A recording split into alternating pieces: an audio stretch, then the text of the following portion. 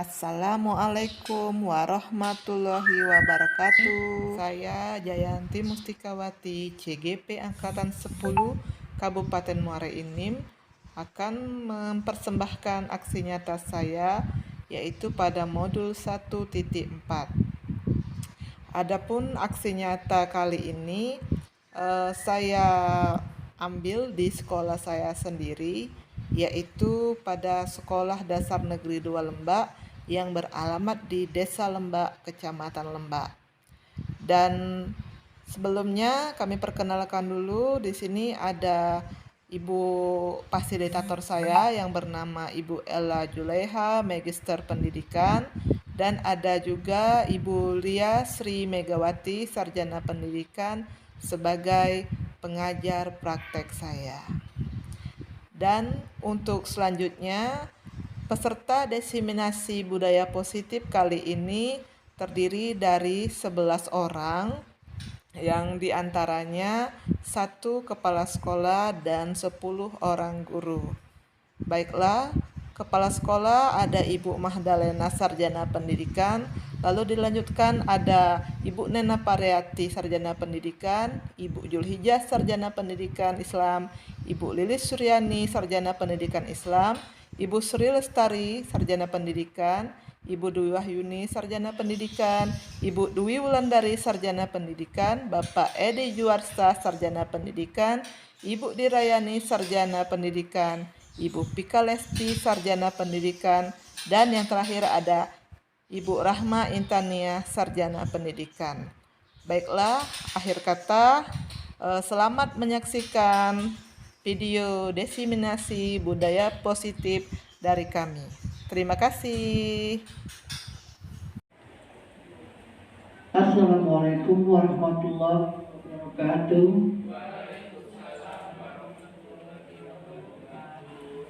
Alhamdulillah, puji syukur kita panjatkan kehadiran Allah Subhanahu wa Ta'ala. Pagi ini kita dapat melaksanakan, menyaksikan diseminasi budaya positif dari calon guru penggerak SDN 2 Lembak, yaitu Ibu Jayanti Mustikawati. Pada kesempatan ini saya sebagai kepala sekolah ikut berbangga karena di SD kita ada 2 orang guru yang mengikuti CGP ini. Sebelumnya puji syukur kita panjatkan kita haturkan kepada Allah Subhanahu wa Ta'ala. Hari ini kita diberikan kesehatan, kesempatan yang baik untuk menghadiri diseminasi budaya positif dari CGP. Dan tak lupa salawat dan salam kita haturkan pada junjungan kita Nabi besar Muhammad SAW. Semoga di akhir nanti kita akan mendapatkan syafaat dari beliau. Amin ya rabbal alamin. Bapak Ibu guru, pada acara diseminasi budaya positif ini kami mohon kepada Bapak dan Ibu guru untuk mengikuti dan meresapi, ambil hikmah dan kebaikan dari diseminasi CGP ini. Semoga Bapak Ibu nanti akan mengikuti jejak dari beliau yang ikut CGP pada tahun ini. Nanti semakin banyak calon-calon guru penggerak dari SDN 2 Lembak ini.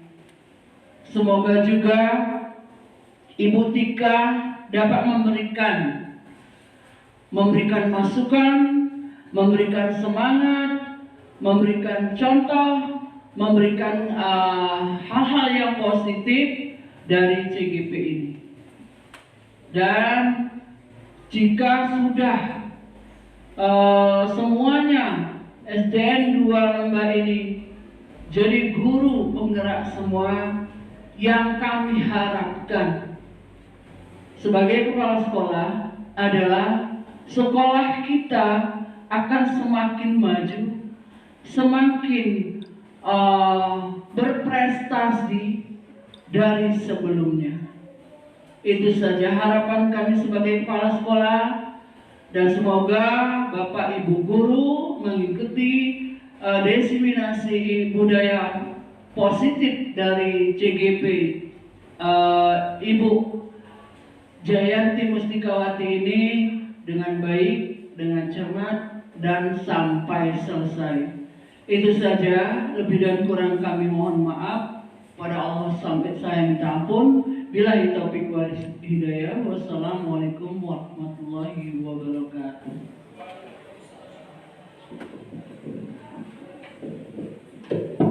Baik, terima kasih kepada Ibu Kepala Sekolah, Ibu Mahdana, Sarjana Pendidikan.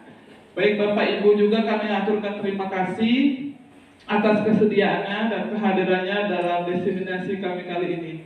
Baiklah, langsung saja kami buka. Assalamualaikum warahmatullahi wabarakatuh. Baik, kami di sini dalam rangka diseminasi budaya positif adalah tugas dari program guru penggerak angkatan ke-10, yang mana kami tidak sendirian Bapak Ibu. Kami di sini sebenarnya harusnya bertiga.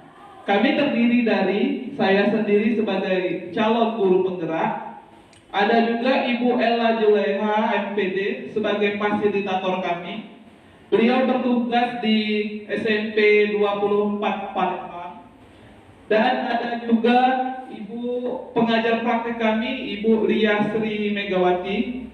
Beliau adalah bertugas di SMA Negeri 1 Rambang, ya. Baiklah, untuk hari ini kami akan mengimbaskan apa yang sudah kami dapatkan selama belajar di program CGP ini. Tetapi untuk sebelumnya saya minta Bapak dan Ibu guru kita ice breaking dulu ya, biar tidak terlalu tegang. Bapak Ibu guru boleh berkumpul di tengah sebentar membuat lingkaran. Baik, silakan Bapak Ibu guru. Kita ice breaking dulu sebentar Bu ya. Nah, sebelum kita tegang mendengarkan materi-materi, kita relaksasi dulu. Oke, membentuk lingkaran. Ya, membentuk lingkaran. Ya, berdekatan boleh membentuk lingkaran. Oke, membentuk lingkaran Bapak Ibu. Ya, Pak Edi silahkan bergabung. Nah, cara bermainnya seperti ini Bapak Ibu. Bapak Ibu nanti ibaratkan nama buah-buahan. Misal Ibu Dwi apa? Melon. Bika apa? Nah, ingatkan ya, kita perkenalan dulu, tapi nama buah-buahan. Oke? Ibu Dwi apa? Melon. Apel. Anggur. Semangka. Jeruk. Apa Bu? Bebas Bu. Apa? Pisang. Ibu Ija? Rambutan. Semangka. Mangga. Oke ya. Sekarang ibu-ibu hafalkan. Oh, Ibu Dwi ini tadi melon. Nah, ini caranya Bu. Misal nih, aku tembak Bu Lilis. Nah, Bu Lilis dulu. Contoh. Bu Ija nyebutkan nama Bu Sri. Bu Sri tadi apa? Jeruk. Bu Ija tadi apa? Rambutan. Jadi Bu Lilis duduk, Ibu Ija langsung jeruk. Nah, ya. Jadi Ibu Ija menyebutkan nama lawannya. Nah, ulang lagi ya. Ini melon, apel, anggur, semangka, jeruk, pisang, rambutan, manggis, mangga. Oke, tes dulu ya, tes. Oke. Jadi misalnya aku tembak Dira, saya tembak Dira, Dira duduk, Dira jongkok. Nah, Dira yang jongkok. Intan jemput Bu Sri, Bu Sri tadi apa? Jeruk, Bu Sri jemput Intan. Kalau salah, mundur. Oke. Ya, siap ya, tes dulu.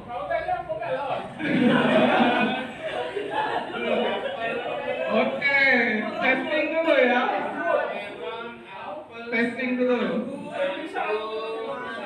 Semangka, jeruk, pisang, rambutan. Apa ya? Saya yang nembaknya, Bu. Sudah, kaget Ibu Dodo, dia nyebut ke Bu Lilis nyebut ke Dwi, Wulan. Iya. Oke. Testing ya. Oke, testing. Oke, tes ya. Tes. 1, 2, 3. Do, bintang dulu. Nah, Dira lambat, Dira oke. Kayak itu. Ya. Yang nembak. Saya yang menembak. Iya. Intan jongkok banget. Tetangga yang nyebut. Ya, oke ya. Sudah ya, mulai ya. Ya. Ya. Oke. Ibu Lira mundur ya. Oke, sudah. Ayo merapat. Akhirnya putar-putar posisinya. Oke. Siap. Saya tembak Ibu Sri. Dulu Bu Sri. Ya, boleh Sri. Ya. Bisa ya, boleh mundur. Ya, lanjut. Sekarang tukar posisi, jangan bersama-sama. Tukar, ibu-ibu. Ya, boleh beracak. Nah, oke. Lanjut ya. Saya tembak Ibu Ija. Nah. Kalah kami. Ayo punya lagi ya. Lanjut ya. Sekarang saya tembak Ibu Pika.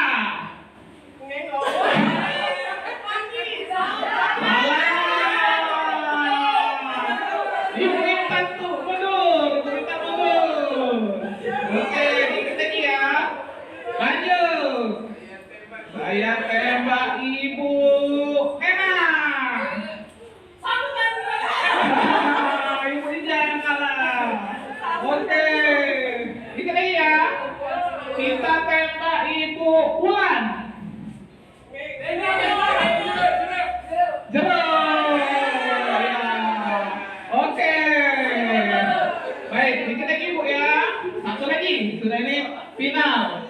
Kita tembak Ibu Pika. Manggis. Ini mangga. Oke ya. Bulan. Ya, baik. Terima kasih ibu-ibu kembali ke tempat. Ya. Oke ya. Terima kasih untuk ice breaking-nya. Biar agak lebih segar sedikit ya. Kita lanjutkan materi kita. Nah, yang tadi lagi. Oke, ibu-ibu, bapak-bapak, hari ini kita ada 6 ya. 6 yang akan kita pelajari, yaitu disiplin positif dan nilai kebijakan. Ada teori motivasi hukuman, lalu ada keyakinan kelas, kebutuhan dasar manusia, 5 posisi kontrol, dan segitiga restitusi. Oke, next Bu. Lanjut. Nah, kita belajar dulu yang pertama tentang disiplin positif. Kita sebagai guru kadang ada ilustrasinya seperti itu. Kita selalu mengontrol murid. Dalam arti kata kita mengontrol murid ini, misalnya, nak kamu harus seperti ini, nak kamu harus seperti itu. Kita yang mengarahkan, ya kan? Sampai sekarang juga kebanyakan masih seperti itu. Oke Bu, next. Nah, di sini ya Bu ya. Di sini ada teori dari William Glasser. Disiplin positif itu nanti ada teori motivasi, ada hukuman, ada restitusi, dan sebagainya. Lanjut. Nah, apa itu disiplin? Disiplin itu berasal dari kata disiplina, yang artinya belajar. Berarti kita berdisiplin itu artinya belajar, ya. Nah, dari situ, namun kadang membuat orang menggali potensinya menuju sebuah tujuan yang dia hargai. Namun dalam budaya kita, makna disiplin itu telah berubah menjadi sesuatu yang dilakukan seseorang pada orang lain untuk mendapatkan kepatuhan. Dengan kata lain, disiplin ini kalau menurut kita kebanyakan, kita itu harus mematuhinya. Contoh, datang ke sekolah harus di bawah jam 7.30. Kalau yang piket datang lebih awal, ya kan? Itu adalah kalau kita sebutnya disiplin, seperti itu. Jadi harus kita patuhi. Oke, next Bu. Nah, di sini ada nilai-nilai kebajikan. Nilai-nilai kebajikan yang akan kita kembangkan di sini adalah adanya beriman, ada lagi mandiri, bernalar kritis, kebinekaan global, gotong royong, dan kreatif. Ini adalah nilai-nilai dalam profil pelajar Pancasila. Oke, lanjut Bu. Nah, di sini ya, ini sudah masuk bahasan kedua tentang teori motivasi. Motivasi di sini ada dua macam, motivasi intrinsik dan motivasi eksternal ya, internal dan internal. Kalau X artinya dari luar ya, kalau in artinya kita dari dalam diri kita sendiri Bu ya. Jadi motivasi yang sangat penting itu yang terdalam sebenarnya, dari keyakinan kita sendiri. Kalau motivasi dari luar itu biasanya karena misalnya dorongan teman ya, karena lingkungan bisa jadi kan di situ kan. Nah, jadi ada dua motivasi dalam kehidupan kita ini, ada dua macam. Oke, lanjut Bu. Lanjut. Nah, anak-anak ini biasanya kalau dia melakukan sesuatu yang menurut kita baik, kita apresiasi ya, kita beri penghargaan. Misalnya dia sudah datang rajin, datang pagi, wah rajin sekali kamu nak ya, datangnya pagi kata kita ya. Nah sebenarnya dengan penghargaan seperti itu kadang membuat mereka terlena.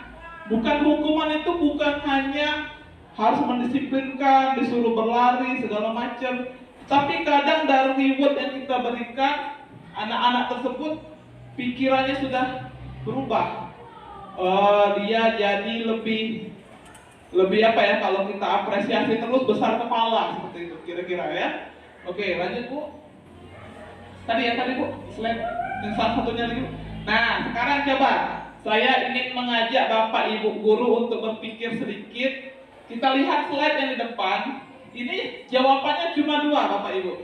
Hukuman atau konsekuensi menurut Bapak Ibu. Oke, yang pertama, mencatat 100 kali di dalam buku kalimatnya, saya tidak akan terlambat lagi karena terlambat sekolah. Itu hukuman atau konsekuensi? Menurut Bapak Ibu yang mana? Hukuman Bu ya. Oke, kita tampung dulu ya. Hukuman ya. Saya tidak akan terlambat lagi. Dicatat tuh 1000 Bapak 100 itu ya. Oke, hukuman ya. Kata ini H, pertama H. Yang kedua, lari mengelilingi lapangan basket 2 kali karena terlambat. Hukuman atau konsekuensi? Hukuman Bu ya, hukuman. Yang ketiga, murid diminta push up 15 kali karena tidak menggunakan masker. Hukuman atau konsekuensi? Hukuman Bu ya, hukuman. Oke, lanjut. Menggantikan kertas tugas teman yang telah dicoret-coret. Menggantikan kertas teman yang telah dicoret-coret, yang telah konsekuensi Bu ya. Oke, lanjut. Membersihkan tumpahan air di meja karena tersenggol, konsekuensi. Terus ya, murid disuruh untuk mengenakan sepatu seharian di sekolah karena tidak mengenakan sepatu hitam. Karena misalnya dia pakai sepatu lain, disuruh bersepatu terus. Nah, apa itu termasuk? Hukuman, menurut Gus Suri hukuman ya. Lanjut. Lari mengelilingi lapangan basket 2 kali karena terlambat. Apa tuh? Hukuman atau konsekuensi? Hukuman. Oke Bu, Wulan buka slide-nya. Nah ya, nomor 1 sampai 3 termasuk hukuman. Nomor 4 dan 5 itu konsekuensi. Nomor 6 hukuman, yang terakhir konsekuensi. Artinya hukuman itu yang diberikan tapi diharuskan oleh orang, dikontrol oleh orang lain ya. Sedangkan konsekuensi itu sudah ada perjanjiannya dari dalam diri sendiri. Oke, coba ulang lanjut. Nah ya, hukuman, perbedaan hukuman dan konsekuensi. Ya, hukuman biasanya sesuatu yang menyakitkan. Suruh nulis ya. Wah, 100 baris Bu, aduh capek Bu ya. Terus sedangkan konsekuensi sesuatu yang harus terjadi. Gelasnya campak, kita suruh ganti. Ya kan, harusnya ada gelasnya di situ. Pasti konsekuensi kita mengganti, ya kan? Terus di sana membuat anak sakit hati pastinya kalau dihukum. Oh ibu itu, ini ya, pemula, ini ya. Nah ya, membuat anak sakit untuk jangka waktu yang lama, fisik maupun hati. Misalnya suruh push up, tiba-tiba push up 50 kali. Rupanya anak itu ada penyakit lain. Nah, ya, itu termasuk contoh ciri-ciri dari hukuman. Lalu di sini adanya paksaan. Kalau hukuman itu pastinya terpaksa, ya kan? Tidak sukarela Bu, dia tuh menjalankan hukuman itu sukarela, ya. Terus ada lagi anak belajar untuk menyembunyikan kesalahan, biar tidak dihukum, dia sembunyiin kesalahannya.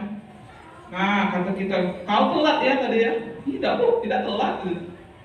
Intinya ya hukuman. Lalu kalau konsekuensi itu anak menghargai disiplin, anak lebih menghargai. Intinya dari dalam dirinya sendiri, ya kan? Lalu mendorong anak agar tidak menyesuaikan diri, agar mudah menyesuaikan diri. Anak belajar untuk mematuhi peraturan.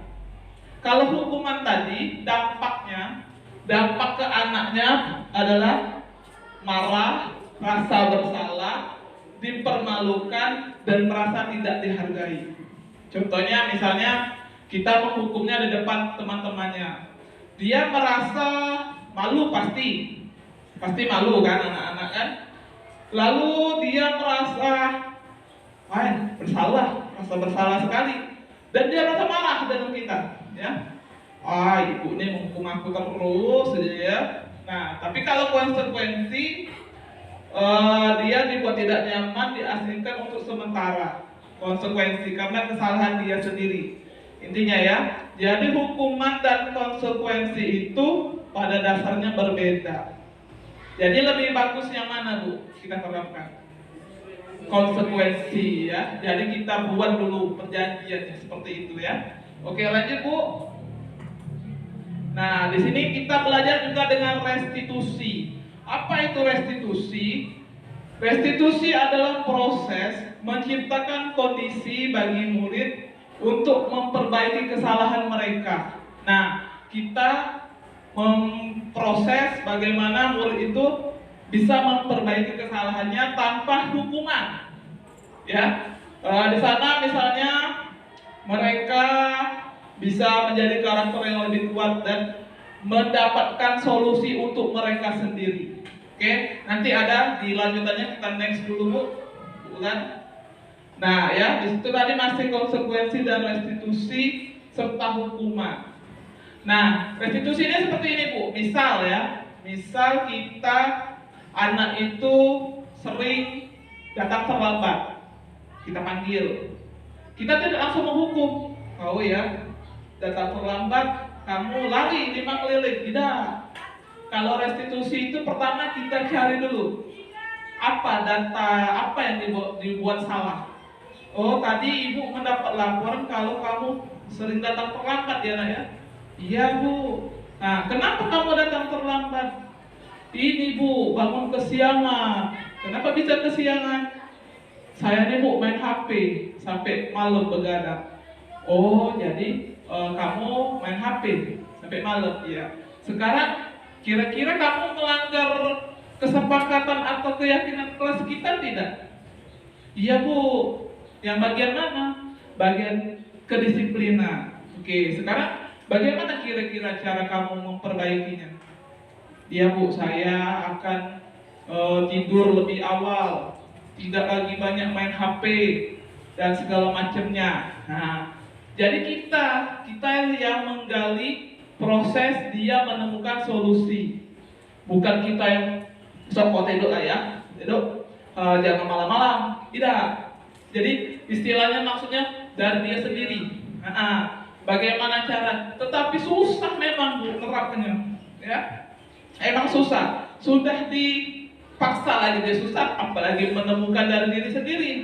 Tetapi itulah yang harus kita rubah. Paradigma yang seperti itu yang memang sekarang lagi gencar dicanangkan oleh pemerintah. Jadi kita tak boleh lagi ada hukuman. Nah, kira-kira seperti itu. Lanjut bu.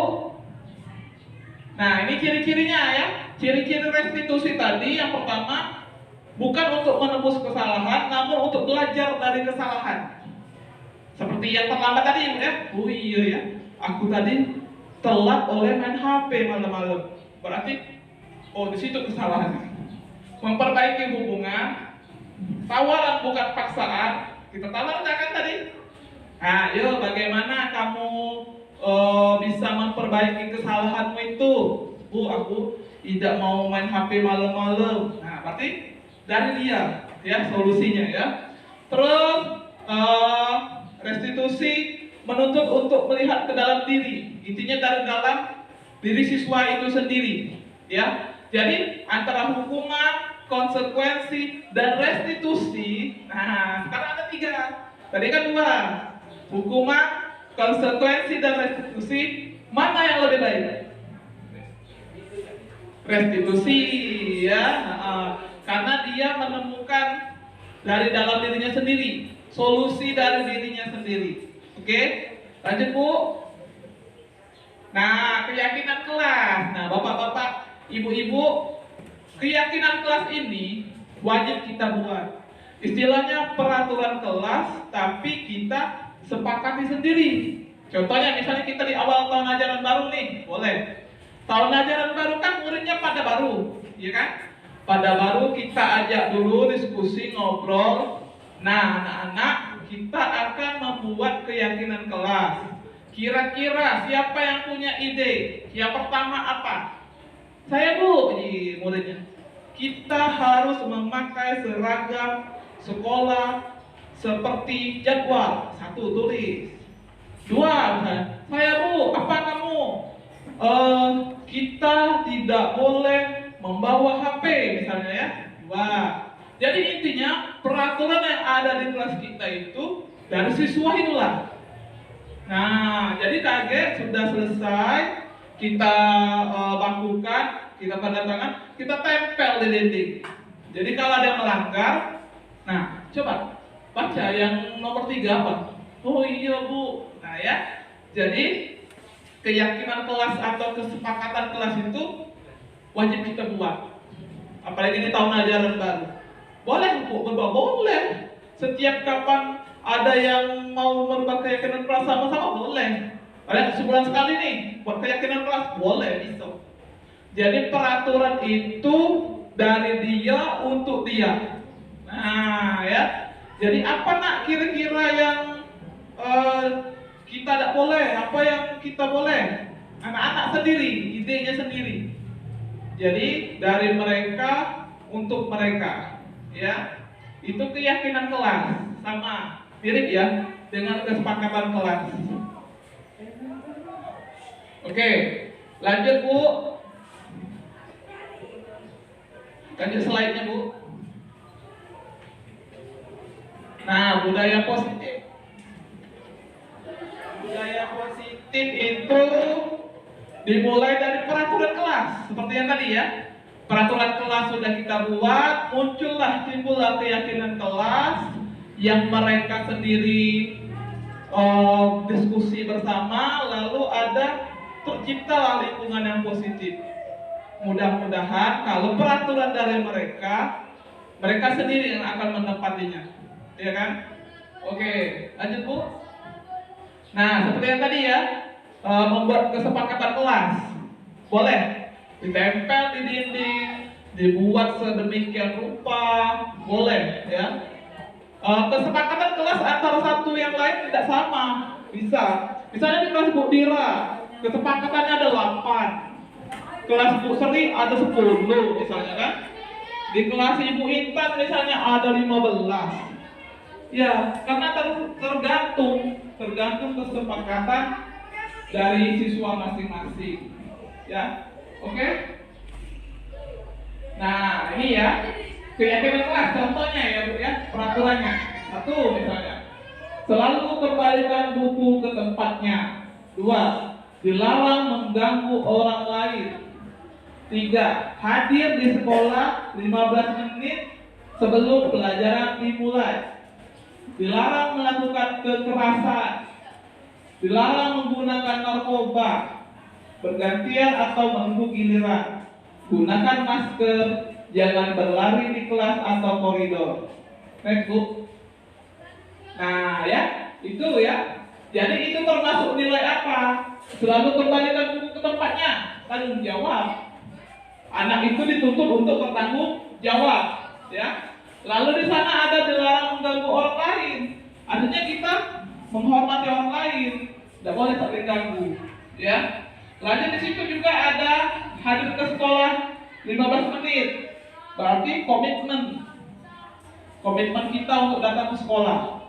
Jadi anak-anak itu dari peraturan ini keyakinan kelasnya ada beberapa macam, ya.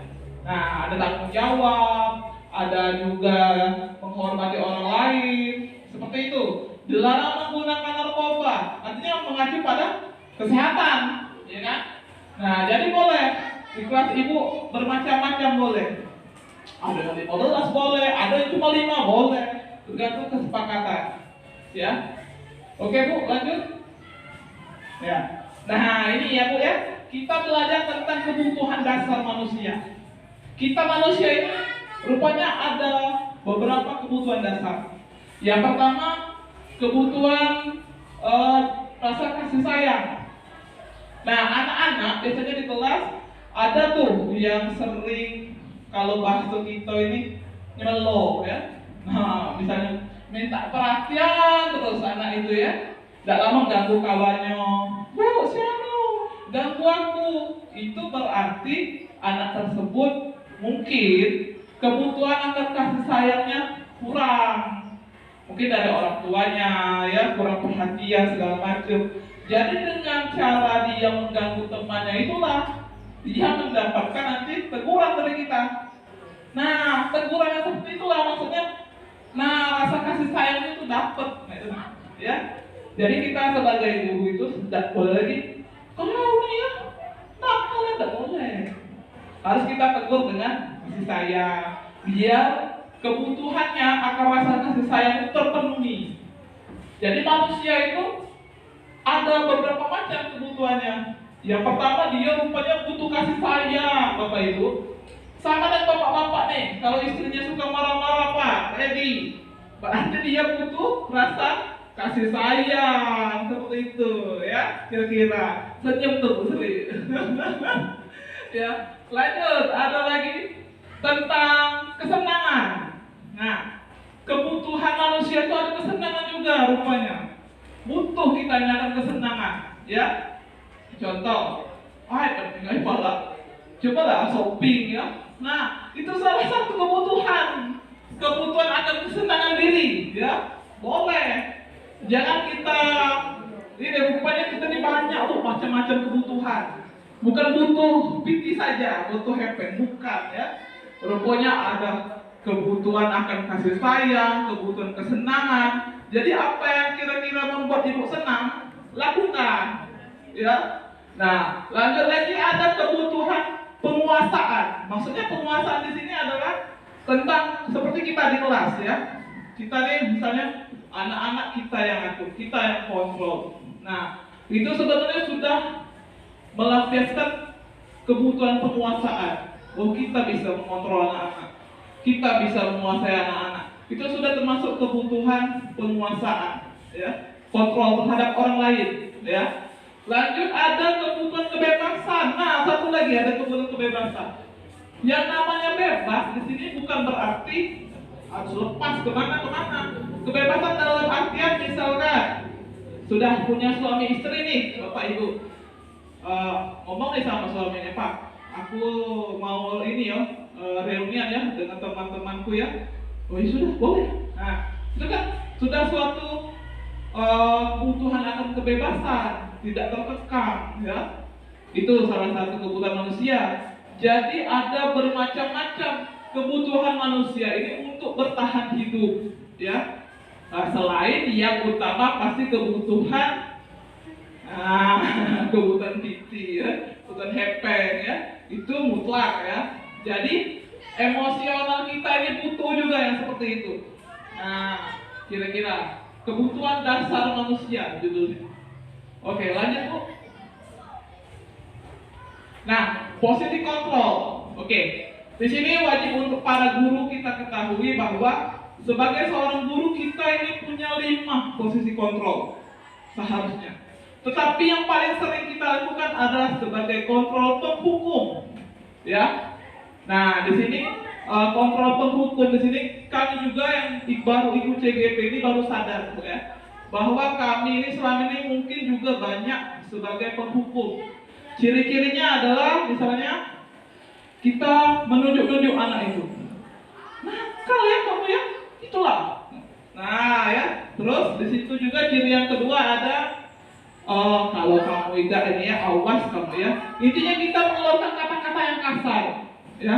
Sebagai penghukum itu kita kadang mengeluarkan kata yang kasar dengan maksud tujuan murid itu jerah. Rupanya dampak dari penghukum itu adalah dia cuma takutnya sama kita. Orang lain, guru lain dia tidak takut. Contoh nih, misalnya Ibu Intan sering menghukum muridnya. Muridnya takut sama Bu Intan. Cuma yang guru lain tidak, ya, malah acuh dia, cuek ya. Terus dampaknya untuk anak-anak adalah di situ berdampak murid itu akan mengulangi kesalahan yang sama.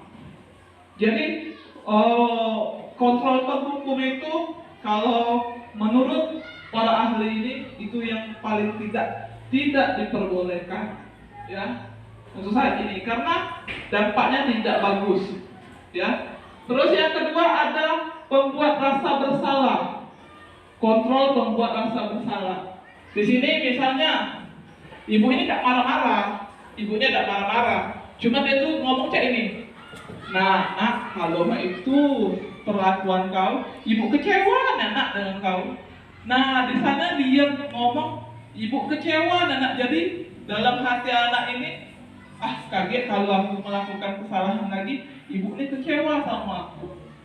Jadi dampaknya anak-anak itu takut untuk berbuat, ya. Kaget kalau aku cek ini, ibu kecewa dengan aku. Nah, cek itu. Dia tuh tidak marah, ibu tuh, cuma dia tuh apa ya kata kita, kayak ibu kecewanya nak kalau kau cek itu. Jadi anak-anaknya itu takut untuk berbuat. Jadi istilahnya anaknya jadi lebih tidak kreatif dan sebagainya. Nah, tidak pede intinya ya anaknya cek itu. Kalau yang pembuat rasa bersalah. Lalu ada sebagai teman. Nah, kadang juga ya banyak acak itu, apalagi anak-anak yang sudah kelas tinggi itu ya. Nah, terus katanya, ayolah, pada ini kamu tidak mau melakukannya untuk ibu teman, seperti teman ya di kita ya. Nah, di sana rupanya dampaknya akan ketergantungan. Nah ibu baik, gitu nah ya. Jadi dampak sebagai kontrol teman tadi, dia anak-anak tadi ketergantungan dengan gurunya. Terus lemah, tidak mandiri anaknya. Anaknya tidak mandiri, dan nak nunggu ke gurunya tuh lah. Agaklah nunggu ibu agaklah nunggu ibu. Nah, itu ya. Terus ada lagi pemantau, sebagai pemantau. Guru sebagai pemantau. Di sini misalnya apa peraturannya? Harus kamu seperti itu. Itu tidak boleh seperti itu. Kalau kata kita sebagai pemantau itu cuman melihat apakah dia sudah keluar jalur atau tidak, gitu ya. Kan sebagai pemantau. Itu dampaknya nanti dia itu menitik beratkan kepada hadiah. Contoh sering dikasih reward, misalnya, nah ini Ibu Dira kamu nilai tertinggi ya, Ibu kasih 10 bintang. Nah, dia ketergantungan dengan yang itu.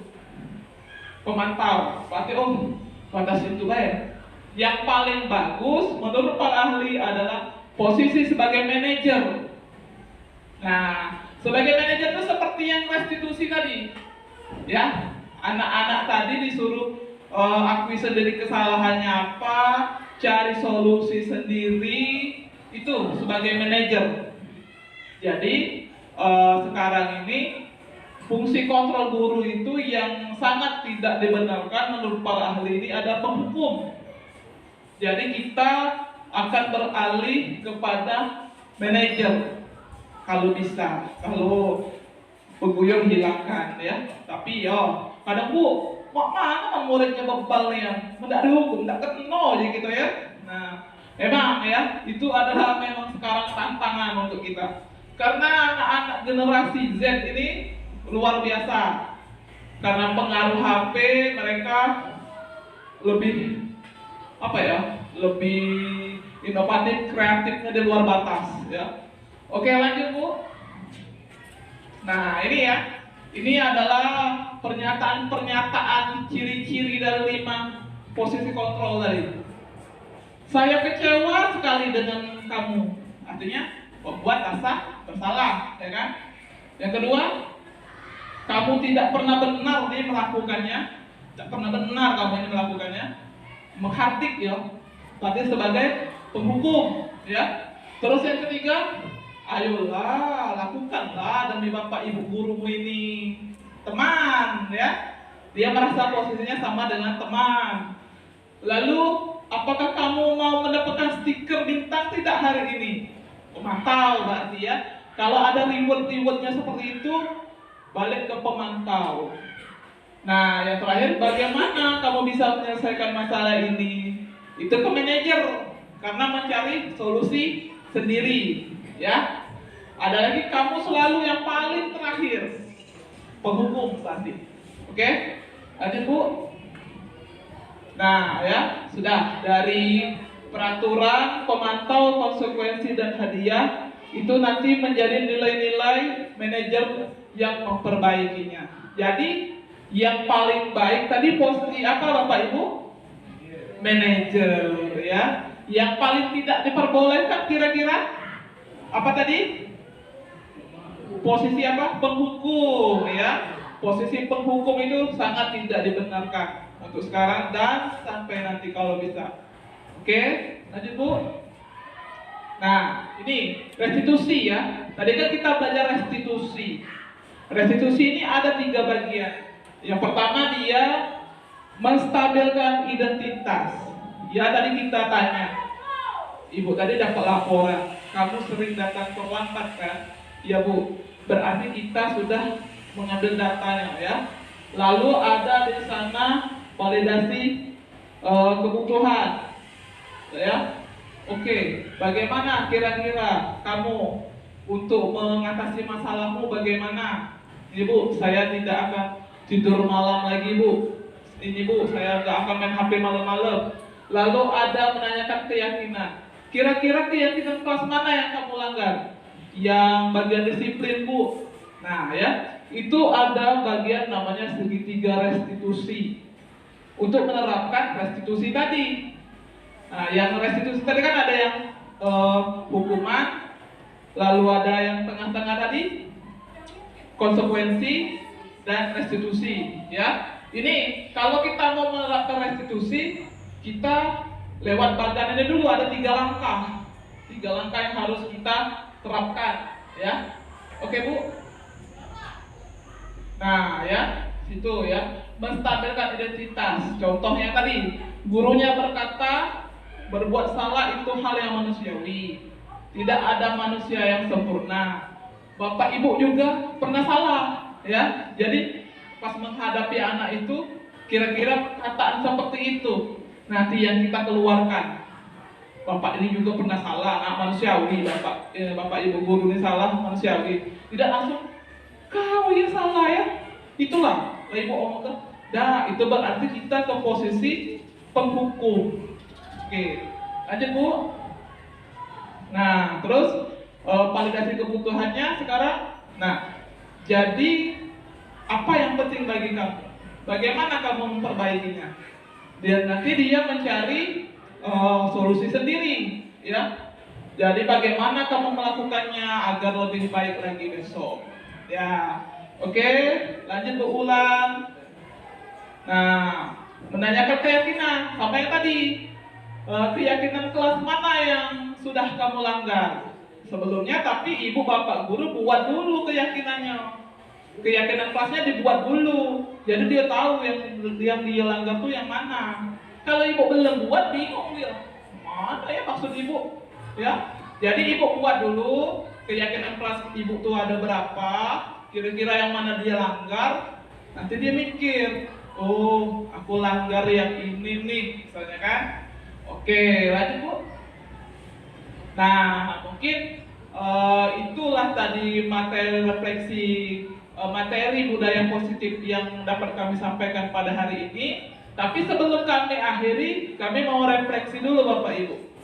Ya, refleksi di sini adalah mulai dari misalnya hal apa yang Ibu Bapak dapatkan setelah mendengar diseminasi yang kami bawakan hari ini. Hal apa dulu ya? Nanti ada 4 pertanyaan. Oke? Kita mulai yang pertama, pertanyaannya, hal apa, hal baru apa yang Ibu Bapak dapatkan setelah mengikuti diseminasi hari ini? Oke, boleh siapa saja angkat tangan, raise hand. Apa yang Bapak Ibu dapatkan? Boleh, bebas berpendapat. Ya, apa? Oke, Bu Ular, silakan.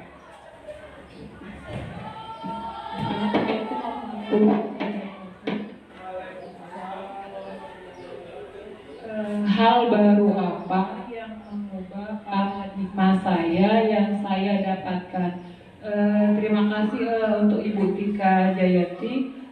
Menurut saya setelah mendengarkan diseminasi yang sudah Ibu paparkan, paradigma yang saya dapatkan itu yang dari penghukum menjadi restitusi. Jadi di sini intinya kita tidak lagi model kita ke anak itu menjadi penghukum. Jadi di sini kita sebagai manajer yang baik dengan menerapkan model restitusi segitiga tadi. Jadi kedepannya nanti saya upayakan untuk khususnya di kelas saya sendiri untuk ketika ada anak siswa terlambat seperti kata Ibu Jayanti tadi, berarti saya tidak harus menerapkan model metode penghukum. Jadi saya lakukan restitusi, saya identifikasi masalah, saya validasi tindakan yang salah untuk anak dan saya berikan keyakinan yang benar untuk anak tersebut. Itu saja Bu Tika, terima kasih. Baik, pertanyaan ya untuk Bu Ulan ya. Oke, sudah baik. Jadi Bu Ulan nanti sudah dapat hal barunya itu yaitu paradigmanya sudah berubah Bu ya. Jadi Ibu tidak lagi menerapkan hukuman, nanti insya Allah ke depan Ibu akan menerapkan posisi manajer. Oke, baik. Ada lagi Bapak Ibu yang lain boleh? Silahkan. Kita bebas berpendapat nih, misalnya, oh aku nih tadi dapat apa ya? Boleh ya. Hal baru apa yang Bapak Ibu dapatkan setelah mendengar diseminasi kami hari ini? Kalau Bu Ulan tadi tentang restitusi, penghukum menjadi manajer, kalau yang lain boleh? Ada yang lain? Atau ada yang mau bertanya? Silahkan, tidak apa-apa, Ibu Dira. Nah, Ibu Ija dulu, silakan. Ibu Julija, boleh. Terima kasih dari informasi yang kami dapatkan dari Bu Tika tadi, ada tentang keyakinan kelas. Apa itu? Misalnya boleh tidak harus guru kelas kan, karena dia wali kelas, mungkin dia ada peraturan wali kelasnya. Tapi kalau seandainya guru mata pelajaran misalnya, apa boleh dia memperaturan misalnya guru agama harus disiplin tentang keagamaan bisa? Boleh dari itu Bu. Diterapkan. Terima kasih. Baik, bagus ya pertanyaan Bu Ija ya. Boleh Bu jawabannya. Jadi andaikan nih, saya kan tadi guru kelas nih, guru kelas dia sudah nempel tuh di dinding buku ya. Ibu juga misalnya sebelum masuk kelas juga boleh. Anak-anak kita berunding dulu nih. Kalau pelajaran Ibu Ija, misalnya khususnya pelajaran Ibu Ija, pelajaran agama, yang tidak boleh kita lakukan apa? Nih, boleh ya. Atau juga nanti pelajaran olahraga bisa, kan olahraga banyak di lapangan kan, bisa buat kesepakatan juga boleh, ya bisa Bu. Jadi kalau dia melanggar satu keyakinan punya Bu Ija, bisa Bu Ija posisikan diri sebagai manajer, ya kan? Boleh, intinya boleh Bu. Ibu Dwi tadi mau tanya ya? Oke. Terima kasih Bu Tika. Pertanyaannya bersama dengan Ibu Ija. Kebetulan dari setiap tahunnya saya sudah menerapkan kesepakatan kelas. Tapi ternyata lebih ke sebenarnya bukan hukuman Bu ya. Saya masih bingung. Karena saya sudah menerapkan itu, misal nih kesepakatan kelas itu sudah saya terapkan dari kelas 1 sampai kelas 6. Hanya tidak ada bukti otentiknya gitu. Jadi hanya sekedar saya dan siswa. Jadi siswa ini kayak yang menganggap remeh mungkin karena mereka mungkin sudah punya kesepakatan kelas antara wali kelasnya. Pertanyaan saya, kalau saya sudah menerapkan itu dan contohnya saya kalau satu kali tidak pakai baju olahraga itu peringatan, 2 kali tetap peringatan, ketiga kali berarti saya masih hukuman. Nah ternyata kalau direalisasikan sebenarnya itu sudah masuk ke restitusi, tapi ketika direalisasikan apakah itu termasuk bentuk hukuman? Jadi itu. Terima kasih. Ibu Dwi, pertanyaan yang luar biasa. Ibu Dwi sudah membuat kesepakatan kelas, sudah. Ibu Dwi juga sudah menanyakan keyakinan anaknya, sudah. Cuman mungkin nantinya Bu Dwi ke depannya hukumannya apa tadi Ibu? Kalau tidak? Nah, oke. Nanti mungkin ke depannya bisa dirubah Bu. Kalau hukumannya apa? Karena kalau dari langkah-langkah Bu Dwi itu sudah menggunakan restitusi, ya. Ibu Dwi sudah menanyakan keyakinannya segala macam, benar ya. Tapi mungkin nanti endingnya Bu Dwi. Nah, tidak lagi kita lari keliling apa tidak. Mungkin pada akhirnya intinya kita masih menemukan solusi dari dia. Oke, nak ya. Nanti kalau sudah melanggar, kamu kira-kira bagaimana solusinya? Dia sendiri nanti yang menawarkan. Oh Bu, aku kalau melanggar nanti Bu, aku mau seperti ini. Oke, ya, itu perjanjian kita. Jadi bukan dari kita yang mengeluarkan statement hukuman itu, bukan dari kita. Intinya nanti kedepannya seperti itu Bu Dwi. Jadi dia tidak merasa dihukum kalau seperti itu ya. Emang Bu Dwi sudah benar, sudah menerapkan restitusi dari langkah-langkah Bu Dwi itu sudah benar. Sudah keyakinan kelas dulu, kesepakatan, lalu ada menanyakan keyakinan, cuman bedanya tidak lanjutnya saja. Tidak lanjutnya. Ya kita kadang Bu tidak jerah Bu mendahului hukum. Kadang memang seperti itu ya. Memang harus perlahan-lahan. Tidak bisa langsung cepat nih langsung jadi posisi manajer. Mungkin ada langkah-langkah ke depannya nanti. Oke? Ada lagi Bapak Ibu yang ingin bertanya? Ya, Bapak Edi silakan.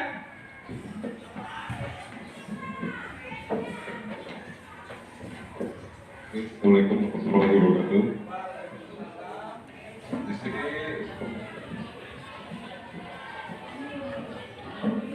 Cek.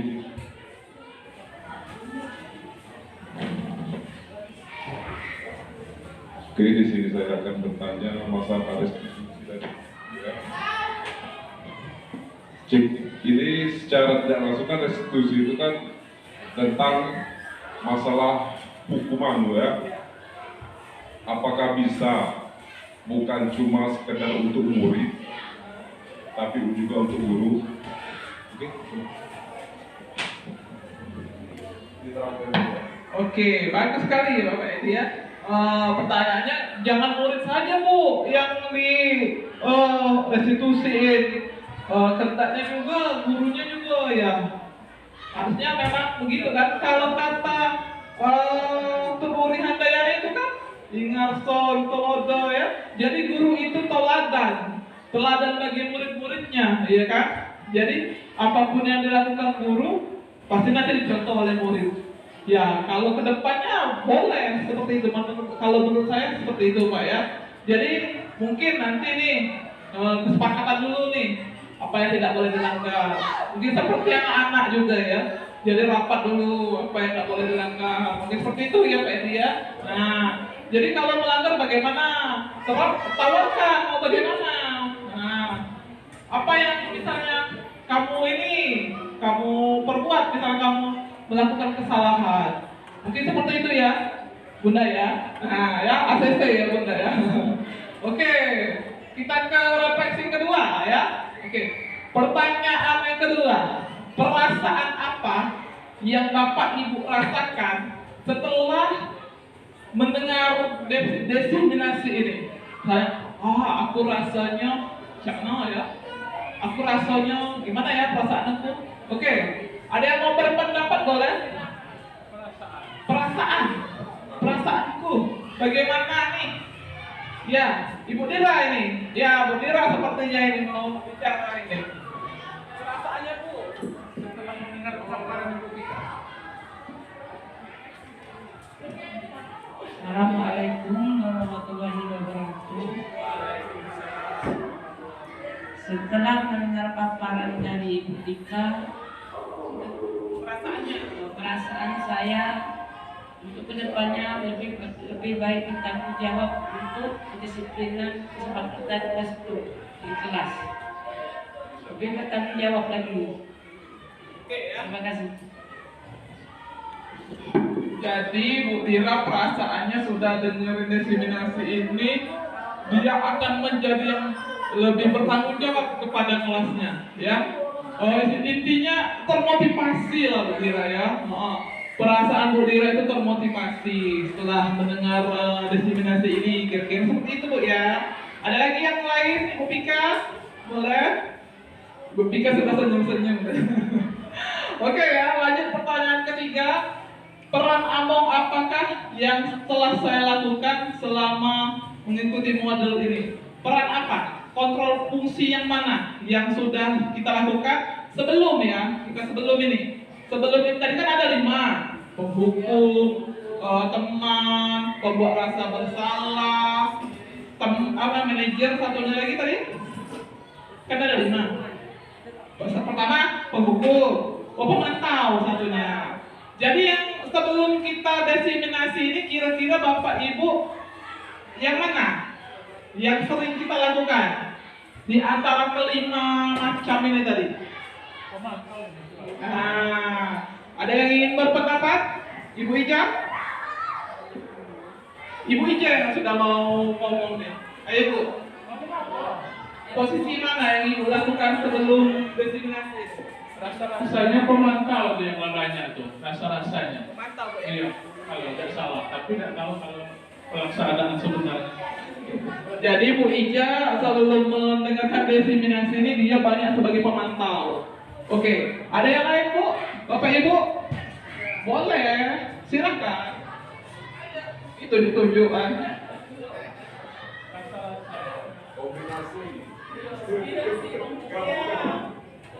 Kalau menurut saya ya kombinasi memantau. Pertama kan dipantau dulu tuh, misalnya anak nggak bawa tugas, dipantau dulu. Oke, dari ini nggak apa-apa, kerjakan dulu. Besok-besoknya masih diulangi. Nah ya ujung-ujungnya tetap dihukum.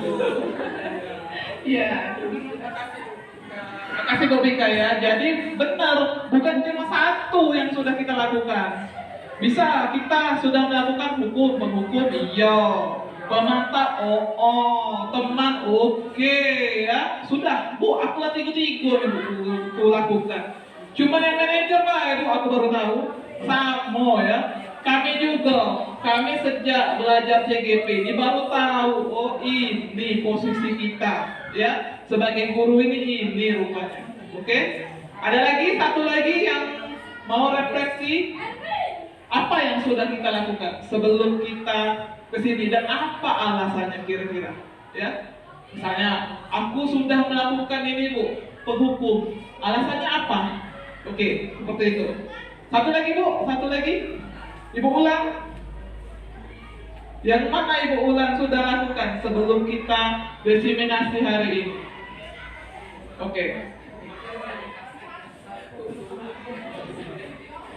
Ya, terima kasih. Selama ini yang saya lakukan itu benar seperti itu. Ini sebelumnya yang saya katakan sebelumnya tadi, saya selama ini menerapkan ketika terlambat hukuman. Oke, yang banyak di antara kita sama saja.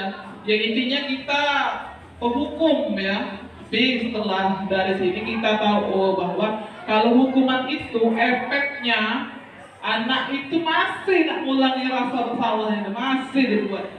Tidak pakai sepatu hitam masih dibuat. Cak Ibu Dwi tadi tidak pakai baju olahraga, masih juga tidak pakai baju olahraga.